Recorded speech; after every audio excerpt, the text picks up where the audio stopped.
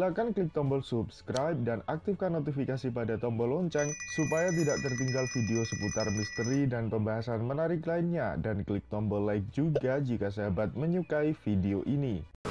Ini kenapa ramai disebut piramid? Kelihatan ya? Oke. Jadi kalau dilihat dari utara, dia segitiga dia memang, gitu ya. Tapi nanti ada foto-foto lain yang kalau dari samping dia tidak segitiga lagi, gitu ya. Oke, ini dari atas ya. Dari atas dia memanjang dia dari utara ke selatan, ya. Jadi lebarnya di sini tidak sama dengan panjangnya di sini. Jadi lebih cenderung ke arah trapesium, ya. Jadi ini kalau dibersihkan, ya, itu nanti kelihatan terasering-nya, ya, seperti itu. Oke, ini gambar imajiner juga, tapi untuk menunjukkan bahwa situs itu nggak cuma di atas, ya. Nggak cuma tangga naik lalu teras 1, 2, 3, 4, 5, tapi di bawahnya juga. Ini kita udah cek ada semua nih di sini nih, ya. Jadi luasnya 15 hektar, ya. Saya sih dengan senang hati berhenti gitu ya, kalau ada yang mau meneruskan gitu ya, capek soalnya, ya segede gini gitu. Oke, ada lagi yang menarik, dia banyak keramik asing sebenarnya. Jadi ini multi component site. Lalu dia dinamakan, ada situs-situsnya, lokasi-lokasinya ada Prabu Siliwangi segala macam-macam. Jadi dia udah pernah dipakai oleh ini, ya. Ini kegiatan-kegiatannya ya. Ini kelihatan ya. Setelah dibersihkan, ini kelihatan terasering-nya. Oke, nanti saya masuk ke yang, nah ini yang menarik nih. Yang kedua, 5.900 sebelum Masehi.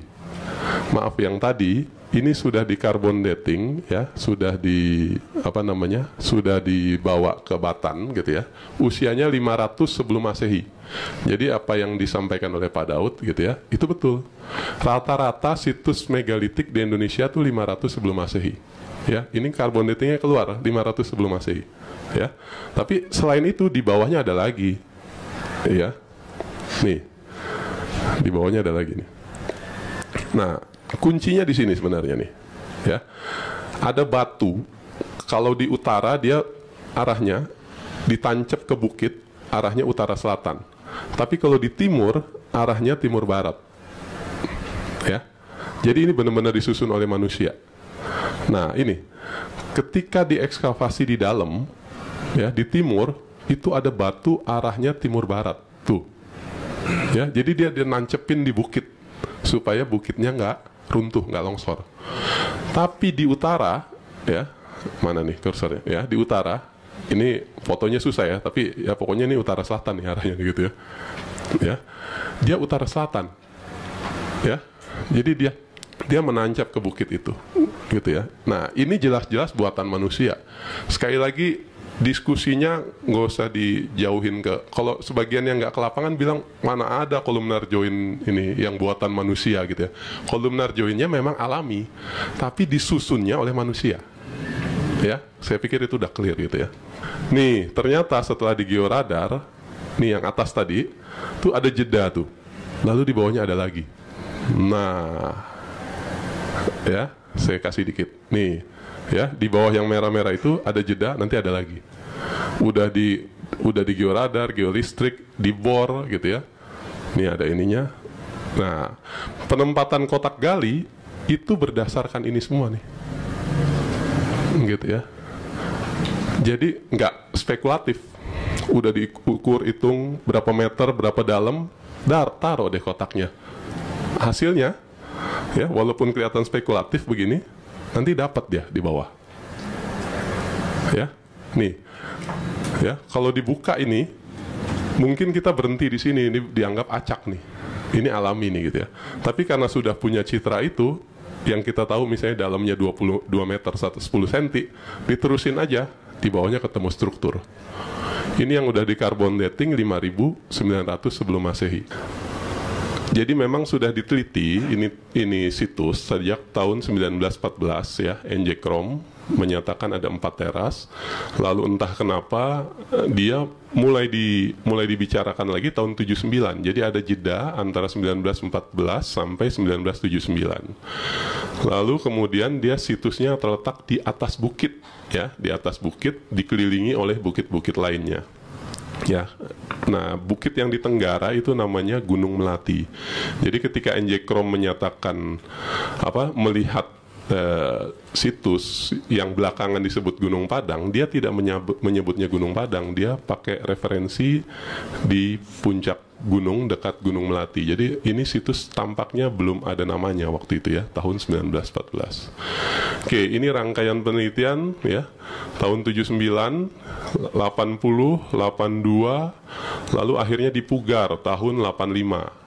Kemudian ditetapkan sebagai benda cagar budaya yang dilindungi undang-undang tahun 1998.